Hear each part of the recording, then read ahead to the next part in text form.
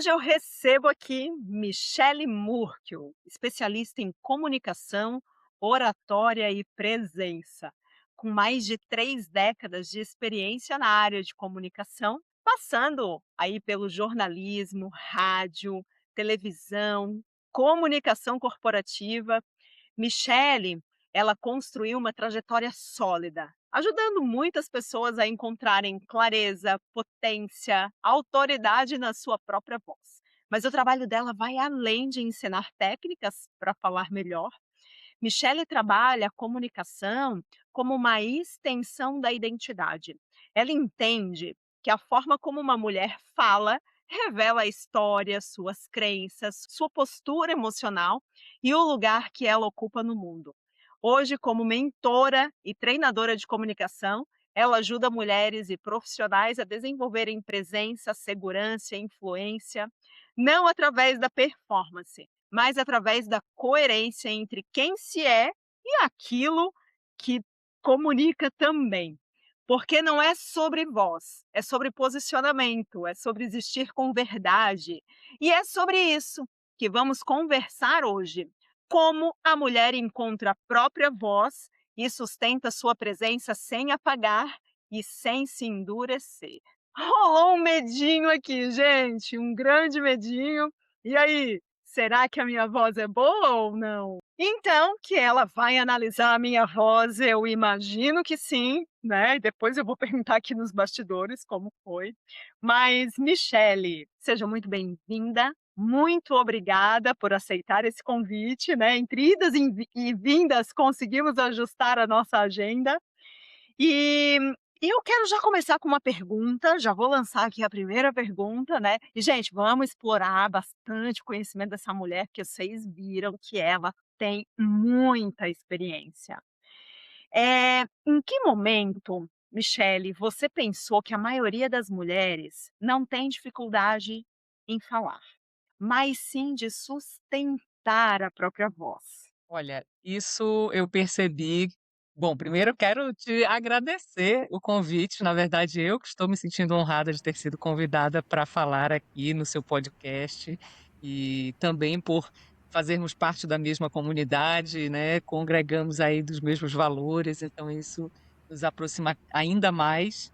E voltando para a sua pergunta, o momento que eu percebi isso foi quando eu passei dos 40 anos e comecei a enfrentar uma certa dificuldade de me recolocar no mercado de trabalho e percebi que existia já uma realidade multigeracional, ou seja, pessoas de gerações muito diferentes trabalhando juntas, e isso gera muitos ruídos de comunicação.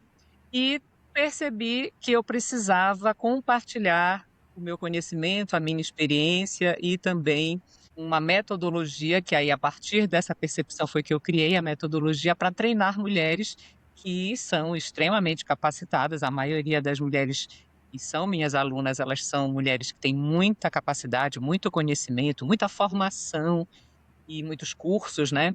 E são médicas, são advogadas, são empresárias, são pessoas que, inclusive, algumas têm um faturamento alto, mas que tinham dificuldades para se posicionar, para falar, para, às vezes, até estar no meio de outras mulheres ou de outros meios. Eu tenho uma aluna que ela é uma empresária que fatura mais de 10 milhões por ano, mas ela não conseguia participar de evento de network, por exemplo. Ela era uma pessoa extremamente, envergonhada, introspectiva. Então, quando, acontece esse tipo de situação, é realmente a dificuldade de sustentar a sua opinião, de medo de ter conflito com outras pessoas, ou de não agradar, ou de não ser mais respeitada ou amada por declarar o que pensa. Então, são geralmente situações emocionais que travam a comunicação e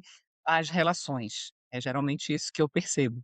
Que Não é uma questão de interessante. repertório, sabe, é mais um medo de se posicionar e desagradar e não ser, reconhecida e não ser validada. Então a maioria das mulheres que eu atendo aprendeu a falar para manter uma certa harmonia, não para sustentar posição. E sustentar a voz exige identidade. Só que para construir identidade, você precisa ter coragem de assumir quem você é, de ser ou de se tornar quem você deseja ser. E aí, por isso, eu criei um método que eu batizei de branding verbal, que é quando a gente constrói uma marca pessoal, um tom de voz de marca pessoal. Seria isso. Excelente. E observem aqui que como tem a ver com o emocional, né, a maioria das coisas da nossa vida, a maioria, se não todas, tem a ver com esse emocional, e aí a comunicação ela revela também essa questão emocional, né. Então o que ela revela quando tu chega para conversar com uma pessoa, né. O que ela revela? Revela aqui pra gente, Michele, sabe, antes mesmo dessa mulher falar o conteúdo dela, abrir sobre aquilo que ela faz, o que esse timbre, ou é o timbre, ou é a forma que ela fala, o que revela? Forma que as pessoas falam revela, antes do conteúdo, o nível de autoimagem que elas sustentam. E isso está relacionado com o grau de permissão interna. É uma relação da sua psique com a autoridade que você tem ou não, porque a autoridade é uma percepção. A autoridade, você não constrói uma autoridade por cargo, por um diploma, por às vezes você pode ter muita formação, mas não transmitir a autoridade que você gostaria. Então a forma como ela inicia uma frase, se ela se desculpa, se ela, coloca um tom mais infantilizado ou um tom mais autoritário, se ela concorda com tudo ou se ela discorda de forma desequilibrada, sendo muito reativa, levando muito para uma polarização, quando não concorda com alguma coisa já quer brigar, já quer ficar chateada, tudo isso revela a forma como você se enxerga, porque só tem aderência com a gente aquilo que é capaz de nos atingir. Uma vez eu escutei uma frase do Murilo Gun, eu fiz muitos cursos do Murilo Gun, né, cursos de criatividade, cursos de design thinking, né, inclusive depois eu fiz uma especialização em design thinking por causa dele. E quando eu estava fazendo esses cursos, o Murilo Gun dizia o seguinte: todo julgamento é uma confissão. E eu nunca me esqueci dessa frase, porque realmente você só julga aquilo que te incomoda, porque é uma coisa que tem aderência com você. Então a comunicação, ela é como se fosse um raio-x emocional da sua identidade. E observa, Não né, sei se eu como essas se eu palavras respondi o que você de acordo com o que você queria que eu explicasse, sim, né, mas mas observa que as palavras que a pessoa escolhe, né, como ela fala, se tem ansiedade, se não tem ansiedade na voz, tudo isso vai falar sobre algo interno, né. Muito, muito exatamente. interessante que eu falo aqui, né, que a nossa comunicação visual, ela revela algo interno também. Se eu banco essa Sim. imagem, se eu não banco, e a voz, essa comunicação verbal, ela também conta algo sobre isso, né. Na tua Eh área, por exemplo, eu sempre costumo eu tenho muitas colegas que são da tua profissão, né, de consultoria de imagem, tem gente que trabalha com morfopsicologia, né, Sim, também dentro dessa área da consultoria de imagem, e eu sempre costumo dizer o seguinte: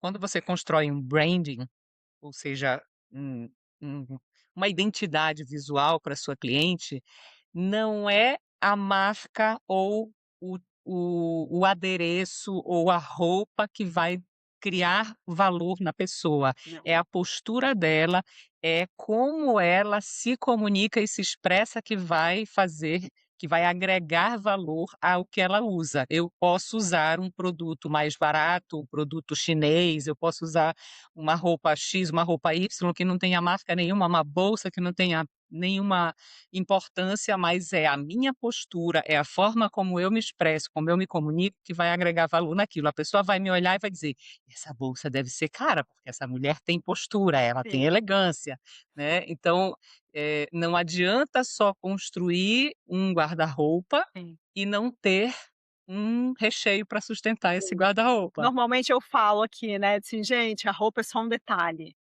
A roupa na imagem é só um detalhe, porque se a roupa pode estar bonita e você ainda com cara de pobre. E a roupa, ela não precisa estar cara para você ter cara de elegante, de rica, de sofisticada.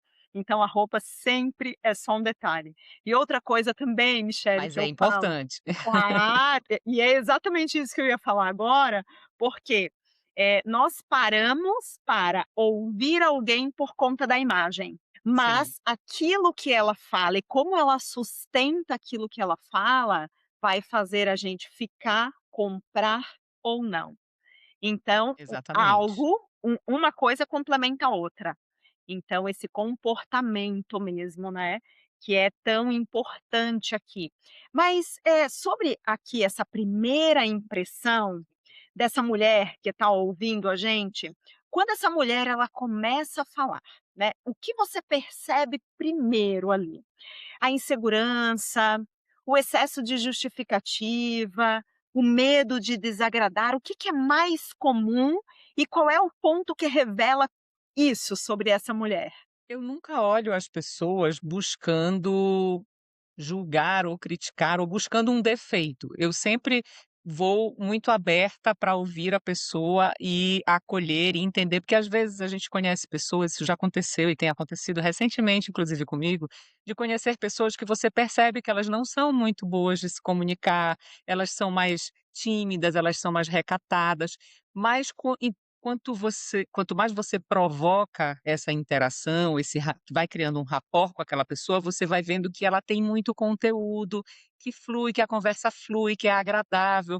Então eu não vou com muito preconceito, também não vou com esse olho muito analítico. Sim, mas O aquele que eu bate perce pronto, assim, sabe, aquela tá, primeira impressão. Porque tem. a primeira impressão sempre é a comunicação não verbal. Eu sempre olho a pessoa pelo comportamento dela, pelo que o corpo dela revela e pelas microexpressões faciais.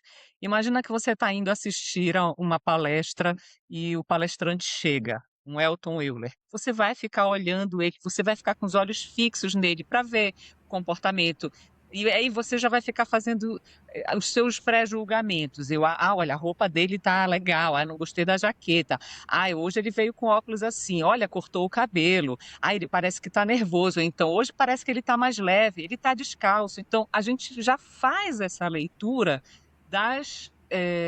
da comunicação não verbal da pessoa. Eu geralmente faço a leitura da comunicação não verbal e oriento os meus alunos para que se preocupem com isso antes mesmo de abrir a boca, né. E aí é que entra, por exemplo, um bom vestuário, que entram as peças que vão compor a imagem que você quer comunicar, né, os seus valores, o seu estilo. Então, o que o corpo revela, as microexpressões faciais que aquela pessoa usa, porque às vezes é uma pessoa que você vê que ela tá carrancuda e você já não vai ter a mesma percepção da: "Nossa, mas ela parecia tão simpática no vídeo, né, e ao vivo ela é assim".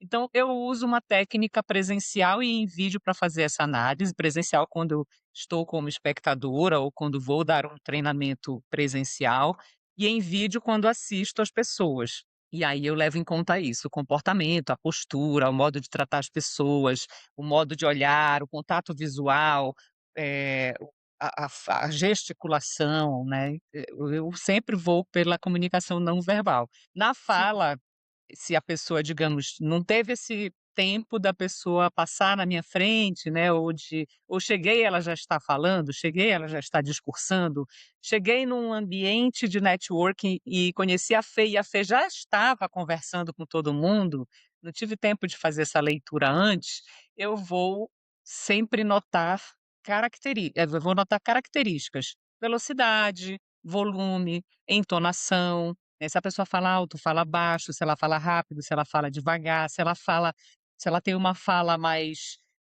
inflexiva, né, de interpretativa, ou se ela tem uma fala mais coloquial, mais casual, mais, sabe, com gírias. Então eu sempre analiso esses arquétipos, esses aspectos, quer dizer, que vão me dar um raio-x arquetípico, que eu chamo de arquétipo verbal, para eu entender qual é o padrão de comportamento daquela pessoa, porque o arquétipo ele é, segundo Jung, um padrão universal de comportamento. E aí, como eu trabalho com arquétipo verbal, quando eu noto a voz, quando eu noto a fala da pessoa, eu busco essas características para eu poder entender qual é o arquétipo que ela performa.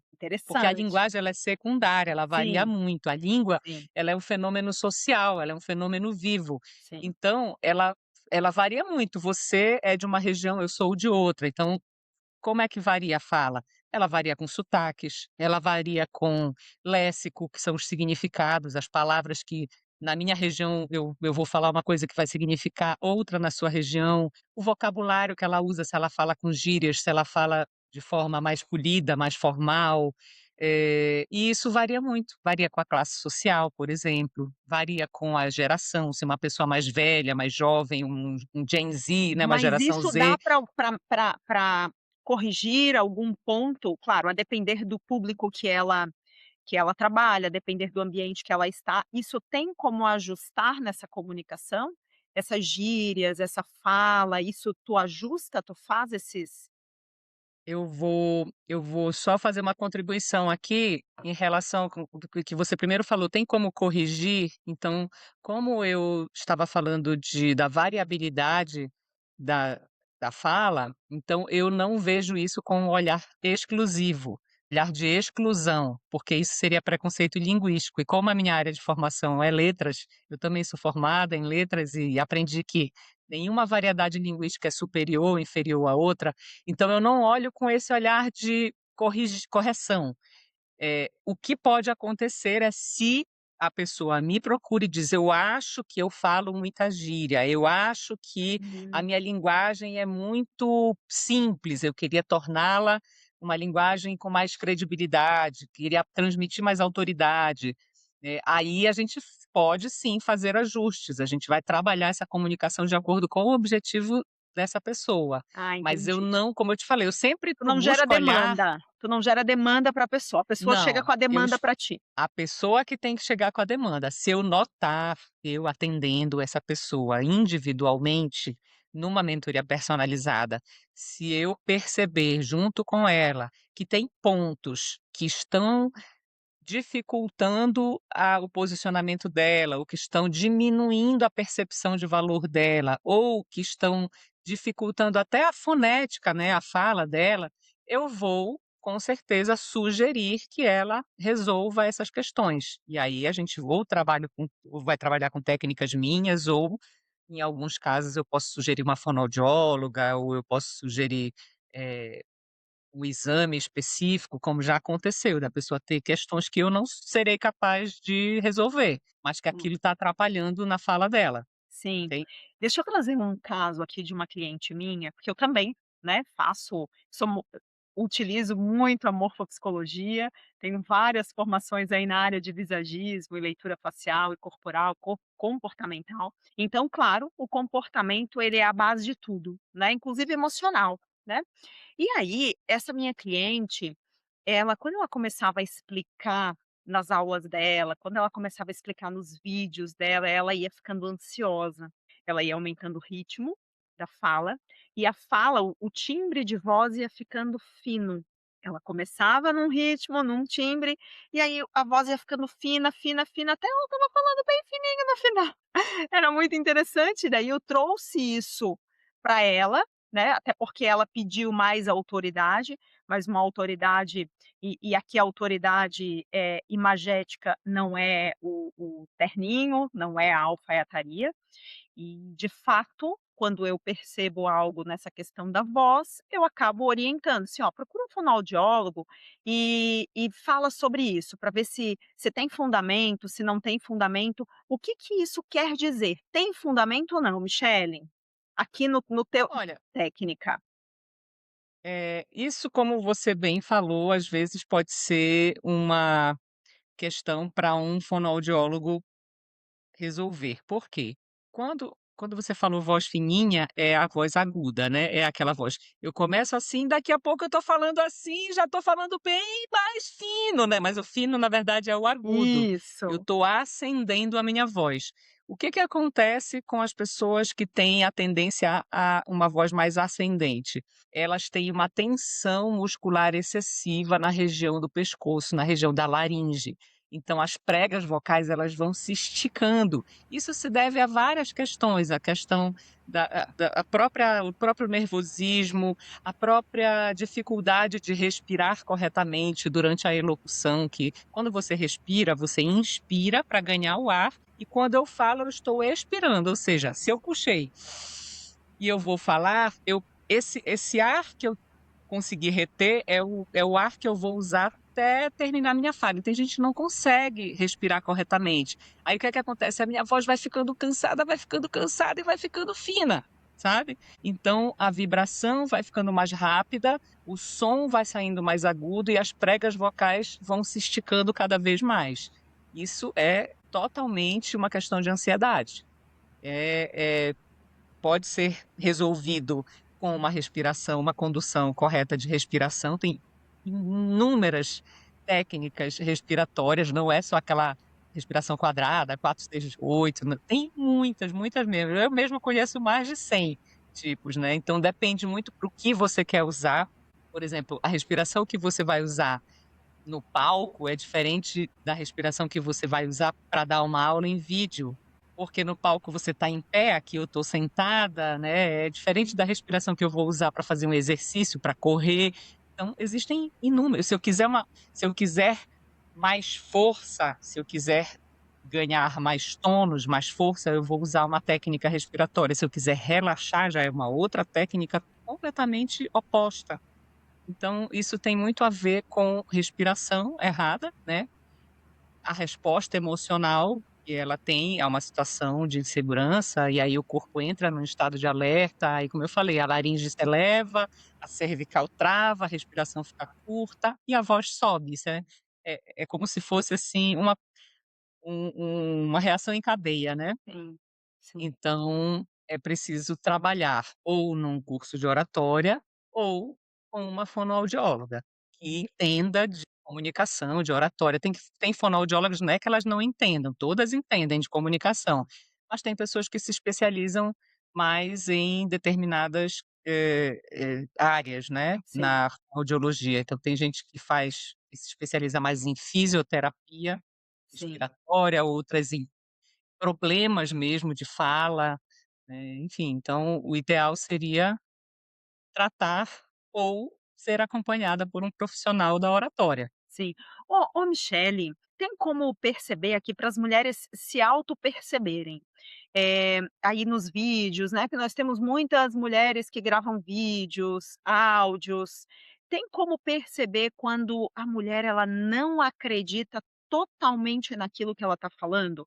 Através da voz, qual é o que que ela pode perceber nela, na hora que ela ver um vídeo, na hora que ela ouvir um áudio, que ela não acredita naquilo, que ela está insegura com aquilo que ela está falando. Olha, tem alguns aspectos que são, assim, muito determinantes para que você identifique uma fala insegura. Vícios de linguagem, porque eles são preenchimentos, eles são a insegurança que você tem de dar pausas, de calar, de afirmar, então você sempre usa né, ou é, ou entendeu, né, ou sempre usa alguma palavrinha ali para preencher ou para confirmar ou para se sentir apoiada em alguma muleta emocional, que é o que a gente chama para os vícios de linguagem. Fora os vícios de linguagem, eu diria que é a voz trêmula e a gagueira emocional, que tem gente que fala: "Mas eu não sou gaga", mas quando você vai ver a pessoa falando, ela fica travando, ela fica gaguejando, e é uma gagueira que eu chamo de gagueira emocional.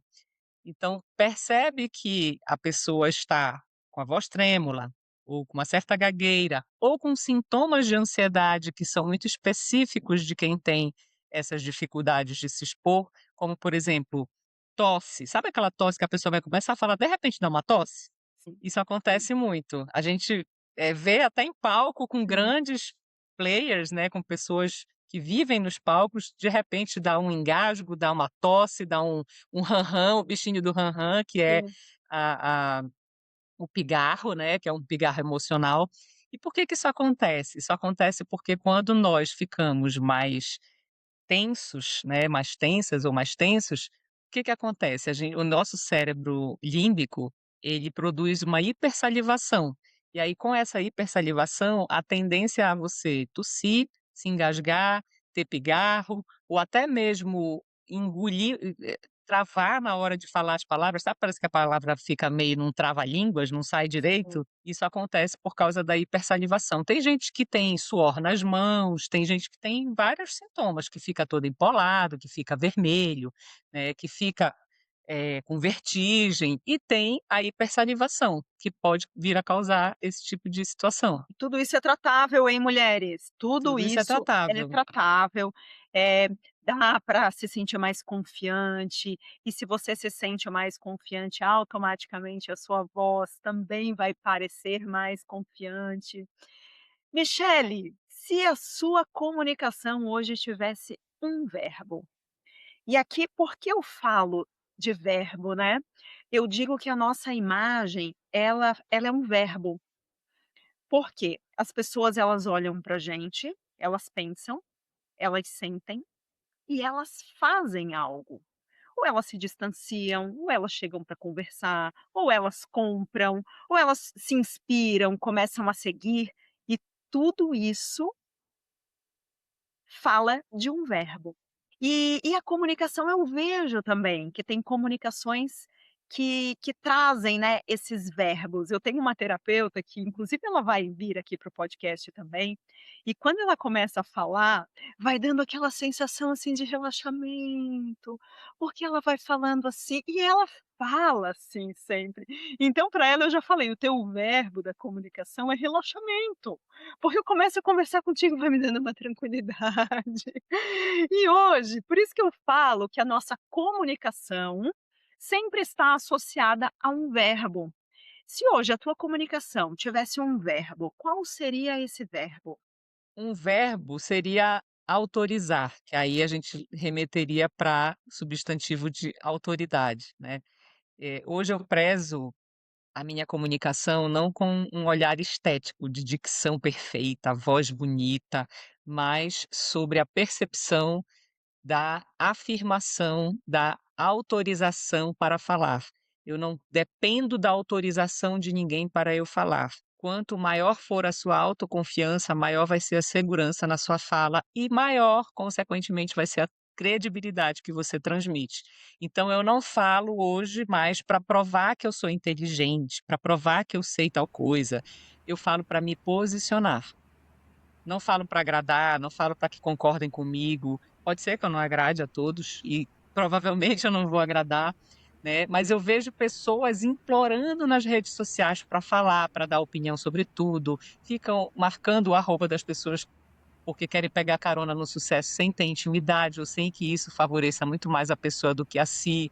Pessoas que ficam se incomodando com as críticas alheias, sabe? Pessoas que precisam que tudo esteja perfeito para poder elas darem uma opinião, para poderem falar. E eu fico muito feliz. Hoje eu tenho uma turma que está concluindo agora a mentoria e vendo a evolução delas, que são mulheres maravilhosas, mulheres que já trabalham há mais de 25 anos nas suas profissões e que não gravavam vídeos, não falavam, tinham um pânico de falar e hoje estão gravando com muita fluência, muita naturalidade. Tem apenas 3 meses que a gente está fazendo esse trabalho juntas e eu percebo que não fui eu, né?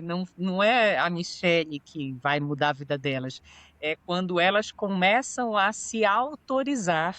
E aí ao se autorizarem, elas ganham a autoridade. Elas transmitem autoridade, elas fazem com que as pessoas percebam que elas têm sim autoridade para falar. Mas não porque elas vão convencer alguém, e sim porque elas próprias se autorizaram a dizer: não, eu sei, eu tenho esse conhecimento, eu conheço sobre isso, eu vou falar. Eu posso não ter a melhor voz, eu posso não ter a melhor dicção, eu posso não ter a melhor expressão corporal, eu posso não ser linda como a ciclana, mas eu sei sobre o que eu vou falar. E aí a gente percebe que ela dá um salto quântico, sabe? Era aquela pessoa que se você pegar um antes e depois, que eu nem faço muito essa coisa de antes e depois, mas se você pega o antes e depois, você fala: "Meu Deus, o que foi que essa mulher fez?". E ela só fez o quê? Só se expôs, porque é como se você fosse correr, eu sempre falo, se você vai correr uma maratona de 40 quilômetros, você tem que começar correndo 1 quilômetro. Só que não vai adiantar eu correr um mês em janeiro e querer correr a maratona em dezembro. eu tenho que correr todo dia para eu ir ganhando tônus, para eu ir ganhando condicionamento físico, para eu ir avançando cada vez mais. Então, não tem milagre, não tem truque, não tem dica, não existe nenhum professor de oratória que chegar para você e dizer: "Em 40 minutos eu te destravo para falar no palco". Não existe isso. O que existe é a exposição consistente e gradual. É você se expor gradativamente e consistentemente para que você vá exercitando essa musculatura, você vá, aprendendo a respirar, aprendendo a falar, aprendendo a colocar as inflexões nas palavras que você quer destacar, aprendendo a se posicionar, aprendendo a improvisar, porque improviso não é algo que para você dizer assim: "Ah, lá na hora eu falo". Improviso a gente treina também. E se me Sim. perguntarem isso? Quais são as possibilidades de resposta que eu posso ter? E aí você já se antecipa para não chegar na hora e você ficar sem saber o que falar, Perfeito, né. Então, perfeito. é Então improviso dessa não é maneira. carregar a maletinha, viu, mulheres. Improviso você também se prepara, né, precisa Exatamente. preparação. O Aqui improviso ele tem muito a ver com repertório, né, então se sim, eu vou para me expor a uma situação e eu vou falar de um tema específico, mas eu percebo que podem vir temas ali adjacentes, né, ou, que alguém pode me fazer uma pergunta que eu nem vou saber dizer, opinar sobre aquilo, mas eu tenho que ter uma resposta para me posicionar e dizer que não é um tema que eu me aproprio. sim, Falar disso de uma forma segura, falar disso de uma sem me preocupar, de que: "Ai, será que vão achar que eu sou burra, porque eu não sim, sei esse assunto?". Tem que sim. ter uma resposta para aquilo, uma resposta que te Sim. deixe confortável. E isso também é posicionamento, inclusive quando nós não temos o conhecimento do assunto, né. Isso também, o "né" Exatamente. apareceu aí, ó, posicionamento. Ô Michele, em que momento da tua trajetória tu tens uma trajetória longa, né, 3 décadas aí, né, eu vou prestar atenção nisso. 3 décadas de trabalhando com a comunicação verbal, não verbal também. Em que momento dessa trajetória tu precisou construir a tua própria voz? Falou no início, né, aqui Eu no verbo, a acredito minha que ver em o meu 2 verbo momentos sim, pode em continuar. 2 momentos marcantes, assim, quando eu entendi que ser forte não significava endurecer. Eu era muito séria, eu não sabia sorrir. Então eu estava num momento da minha carreira na televisão que eu estava no auge, mas as pessoas criticavam isso, elas diziam: "A apresentadora", o meu slogan era "apresentadora que não erra", só que era a apresentadora que não ri também. Então acho que tinha os haters naquela época, né, a gente já tinha não tinha rede social, não existia internet, rede social, essas coisas, mas eu já tinha os meus fãs e os meus haters. Então tinha aquelas pessoas dizendo: "Nossa, ela não ri, ela é muito séria". E aí eu fui treinada por um ator que ele já até faleceu, ele era radialista, ele era uma pessoa maravilhosa, o Walter Bandeira, e ele dava treinamento para algumas apresentadoras para elas se expressarem melhor, porque ele era professor de teatro também, enfim. E foi uma oficina que eu fiz para aprender a sorrir. E aquela coisa mesmo de carisma é treinável, porque eu não tinha carisma nenhum, eu era muito séria, muito introspectiva. E por quê? Porque eu era chata? Não, porque eu era insegura. Eu comecei na televisão com 16 anos, então eu era uma guria, eu era uma adolescente, eu não sabia nada de televisão, não estava nem na faculdade ainda. E para mim aquilo eu caí de paraquedas. E no meio de um covil de lobos, porque eram pessoas baby boomers, eram pessoas de 60 anos, 50 anos, né, pessoas muito mais velhas do que eu, e aquilo me deixava muito insegura. Então, qual era a minha estratégia? Eu tenho que ser muito séria, eu não posso rir para ninguém, eu tenho que ser uma carrancuda, né. Então, quando eu entendi que não era esse o caminho, que eu percebi que a autoridade, por isso a palavra autoridade, autorização, né, autorizar, o verbo autorizar, eu percebi que a autoridade ela não é imposta, ela não se impõe, ela se constrói ao longo do tempo com a tua capacidade que em um certo momento se torna incontestável. A pessoa não tem como dizer: "Ela não é uma boa apresentadora", porque eu era uma boa apresentadora. né, e tinha a questão da constância, então estou sempre mostrando, me expondo em várias situações, na rua, fazendo ao vivo, dando entrevista, não tem como a pessoa dizer que eu sou não era boa. Mas isso não é imposto, não é você ser séria, estar com uma postura muito arrogante que vai te fazer transmitir essa autoridade, né. Então a excelência, ela só se conquista com a repetição e a exposição desse resultado. Ninguém nasce excelente do na em nada na vida.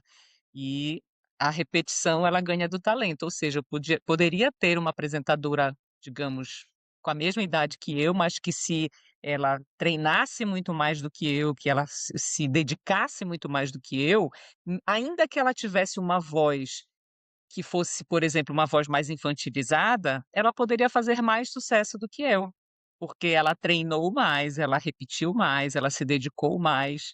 Então eu por isso que eu te falei no início, eu sempre falo para as pessoas assim: "Olha, não fica querendo imitar a voz de ninguém", porque muita gente vem falar: "Eu quero falar que nem você". "Ah, mas eu não tenho uma voz igual à sua". Gente, não é sobre isso.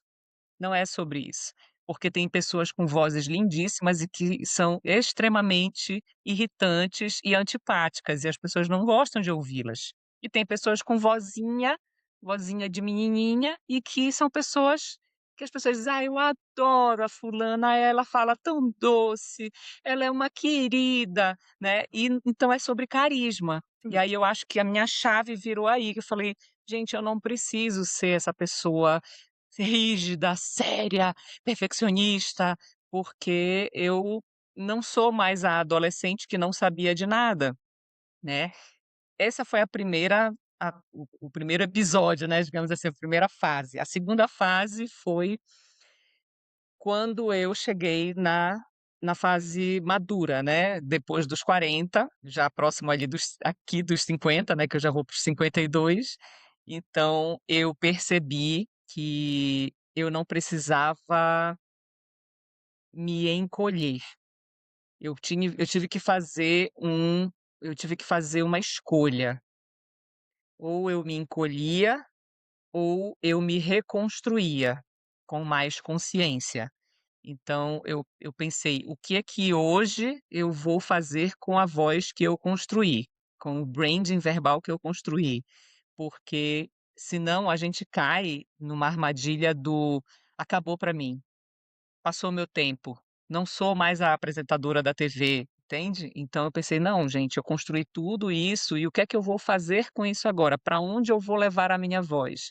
Aí entrou um sentido para fazer o que eu faço hoje, que eu precisava ter um sentido, não era mais só sobre estar na televisão ou Sim. não, estar em evidência ou não, ser famosa ou não, não era mais sobre isso, é o que que eu posso fazer para que outras pessoas também tenham o conhecimento, a técnica, aquilo que me fez alcançar esses lugares e que outras pessoas têm tanta dificuldade, porque para mim não é que era fácil, né, porque quando eu comecei eu nem sabia que eu ia fazer isso, nem sabia o que era isso quando eu cheguei na televisão.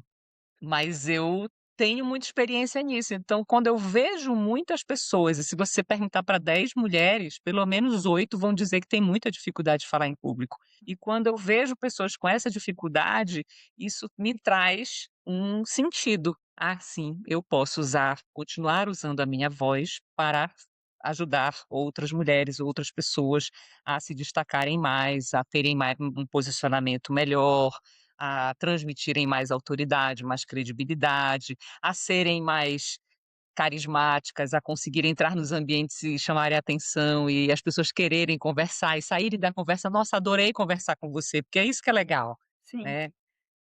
Senão você fica intangível, e lá no início eu era muito intangível, eu era aquela pessoa que todo mundo admirava, mas ninguém queria chegar perto.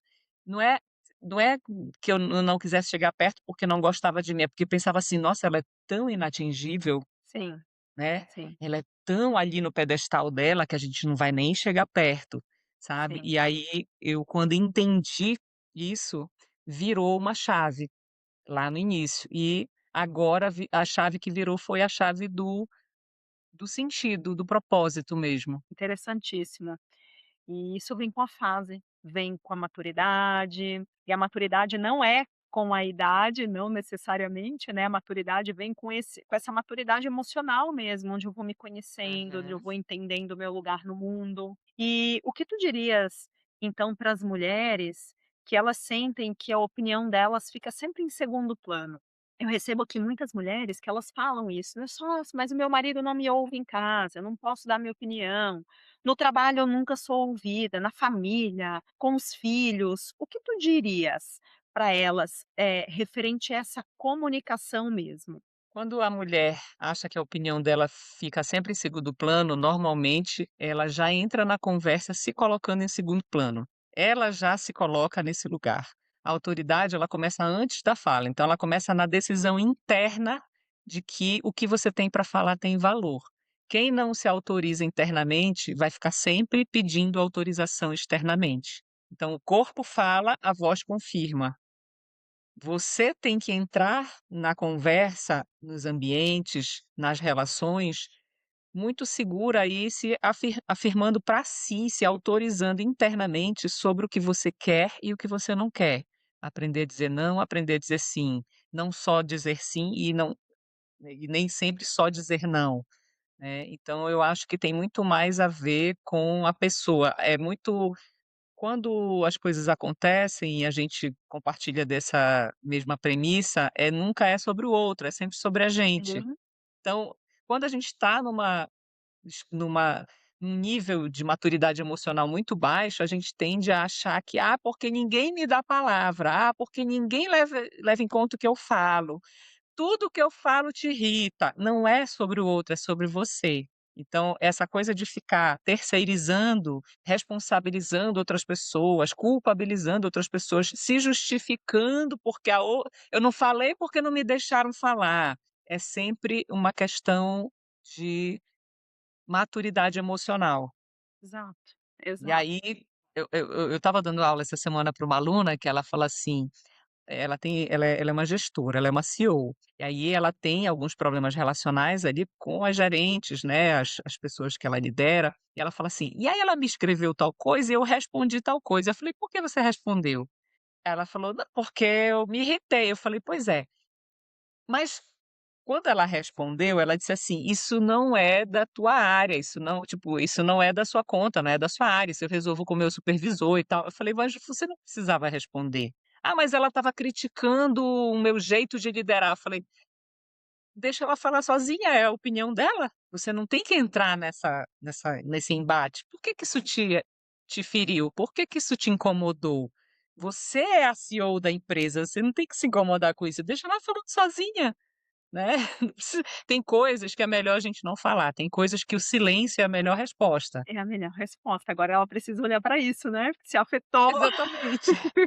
E aí, às vezes, ela está querendo trabalhar uma comunicação não violenta, mas por que que você está querendo trabalhar a comunicação não violenta? Porque você está sendo muito reativa na comunicação, você está respondendo e respondendo, às vezes, por uma pessoa que você nem precisa responder. Não é que desmerecendo, desqualificando a pessoa por causa do nível, né, porque era uma pessoa, tipo, da área da venda, do chão de fábrica mesmo, né, da área da venda, mas é que o teu nível é tão acima que você não tem que ficar batendo boca com o funcionário, entendeu. Sim. Então, É assim, o tipo de é o opinião que é não o vale nem a pena prestar não atenção. valia a É, pena, sabe. A pessoa tem todo o direito de expressar a opinião dela e sim, mandar um WhatsApp se ela tiver o teu número, mas você não tem que entrar nesse embate. Então tem coisas que não é que você precise estudar comunicação violenta, é que às vezes você não precisa nem chegar naquele ponto. sim. E aí é melhor se calar, é E melhor o aqui a silêncio às gente vezes é a melhor estratégia. exato, e nós entramos aqui também na questão da presença, porque a reatividade, ela não fala de presença, porque quando eu estou presente no aqui e no agora, nas minhas emoções, eu eu tenho consciência de que: "Opa, isso veio internamente, o meu corpo ele reagiu a esse comportamento, a essa fala de alguém, tá, e aí eu analiso isso muito rapidamente, porque eu estou presente, eu não preciso reagir. Então essa reatividade é falta de presença. Então, mulheres, ó, mais uma coisa para vocês prestarem atenção, né, como está aí a reatividade e essa presença de vocês, né, e essa comunicação, perceba que ela é importante quando também, a falta de comunicação também é uma forma de comunicar. Quando eu não comunico, quando eu não respondo, quando eu não tenho a reação, também é uma forma de comunicar para o outro, né, e é uma escolha que é nossa. Existe uma relação direta, assim, entre postura corporal e a potência vocal? Porque eu uso muito aqui, né, que a nossa postura corporal, ela fala muito sobre como nós ocupamos o espaço.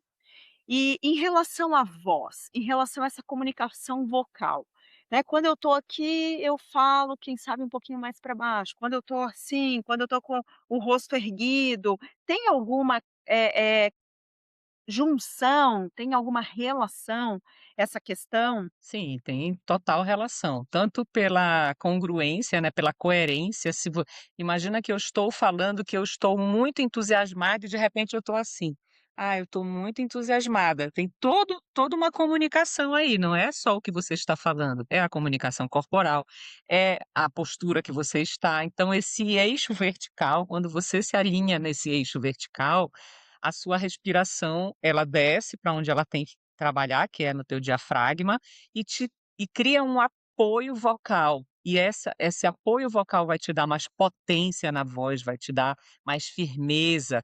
Então, quando a gente fala de postura, enraizar, colocar as pernas uma determinada distância, né, tem coisas, por exemplo, como não quebra a perna, sabe, ficar em pé no palco e dar aquela quebradinha na Sim, perna, porque isso te tira do eixo vertical. E quando você está desalinhado, você se sente menor e você ocupa menos espaço vocal. Outro dia eu passei um exercício para um aluno que ele é um homem grande, e eu faço uma mentoria individual com ele, porque ele está indo muito para o palco. Só que quando ele vai ao palco, apesar da voz dele ser uma voz grave, a voz dele fica aguda, que é aquilo que eu te falei da respiração, e fica sem projeção, ou seja, ele fala baixo, mesmo com o microfone. Então a gente fez um exercício de ancoragem. Muitas coisas que eu uso, por isso que o meu método chama neurooratória, são PNL, hipnose, são nessa linha. Que às vezes, como eu te falei, não é problema de dicção. Dicção é como se fosse a maquiagem, sim, tá? sim, Então, dicção, articulação é a maquiagem da voz. O que tem que estar muito fundamentado é a respiração e o teu emocional.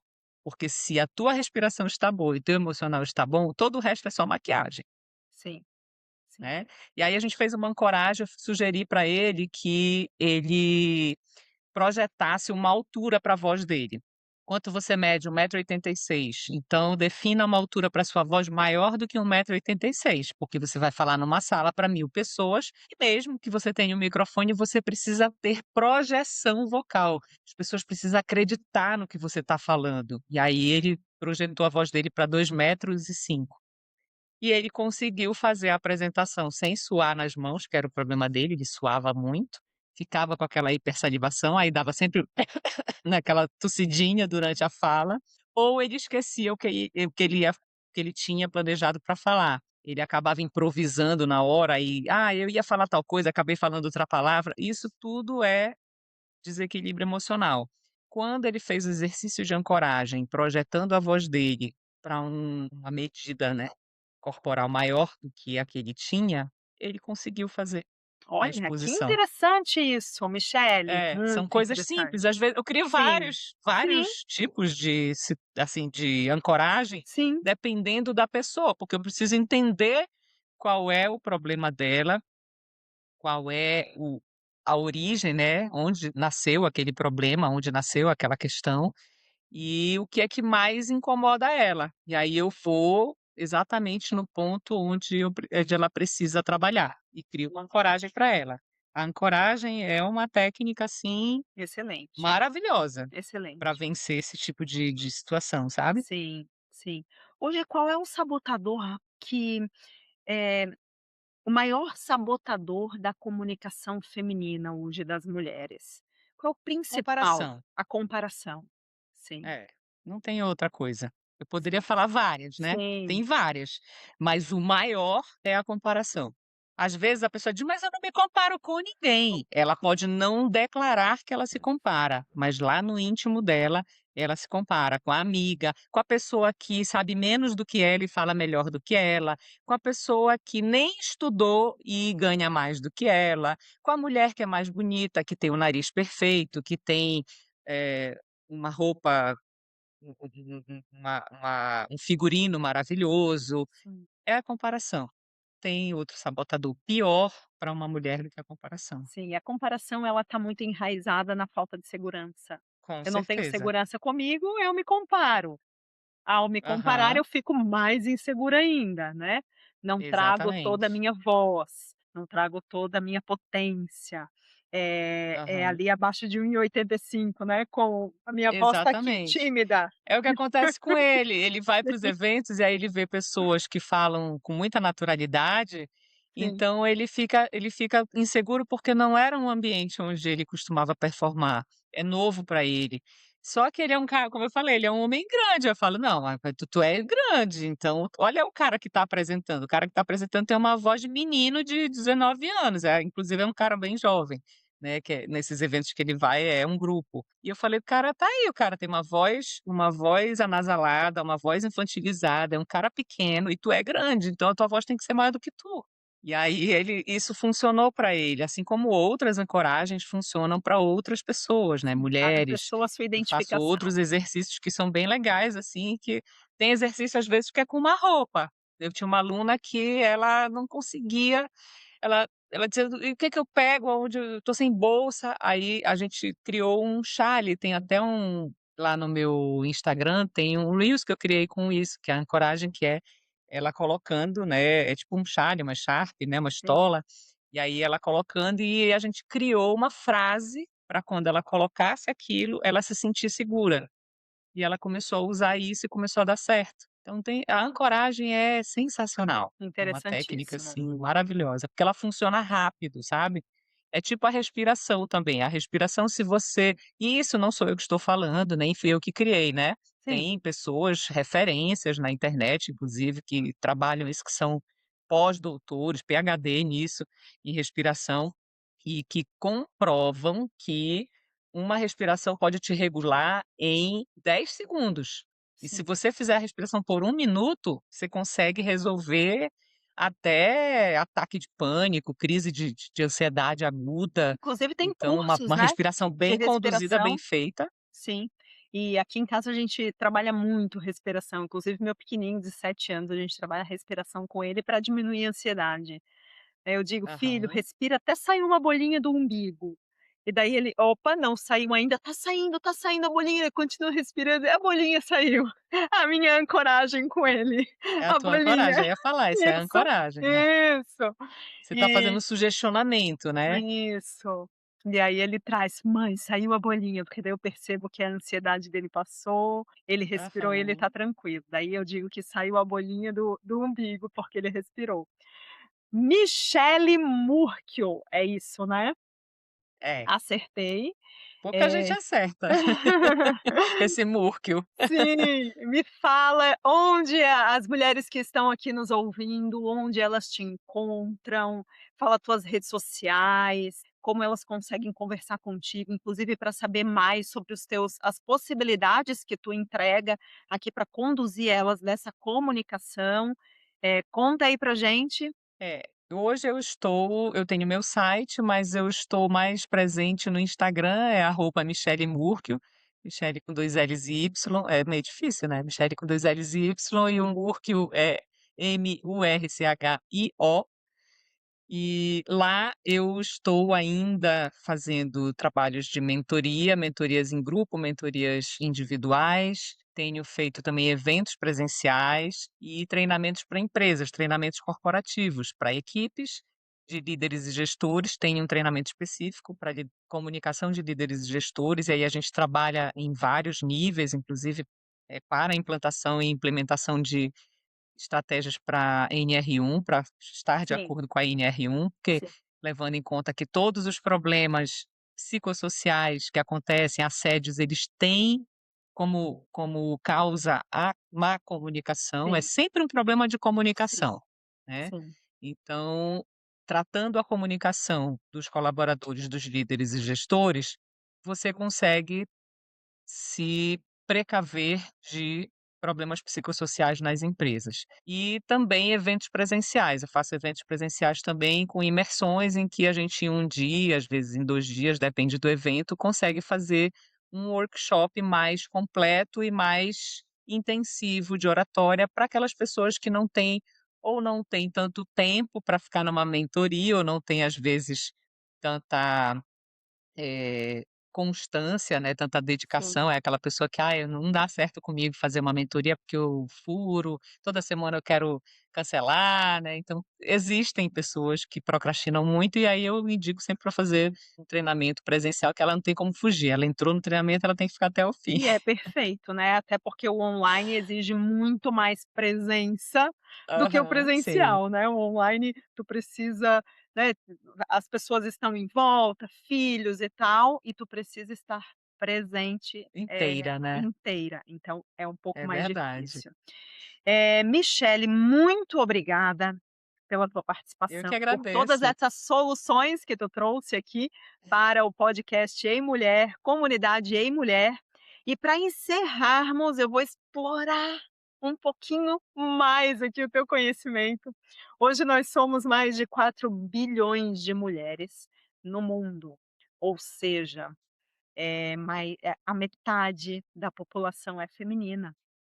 Se tu Aham. pudesse olhar hoje nos olhos de cada uma dessas mulheres e falar algo para elas que comece com: "Ei mulher!", o que tu dirias? Ei, mulher, sua voz não é volume, sua voz não é timbre, a sua voz é identidade. Você não nasceu para caber no silêncio confortável dos outros, você nasceu para sustentar visão. Refine a sua fala, alinhe seu texto, se autorize a falar, não negocie a verdade da sua voz para ser aceita, para que você seja admirada, não busque admiração, não busque aplauso. Porque uma mulher que sustenta a própria voz, ela não muda só a própria história, ela muda a história do mundo, ela muda as próximas gerações. Uhul! E esse foi mais um episódio do podcast Ei Mulher, com Michele Murchio. Até o próximo. Obrigada, querida. Muito obrigada.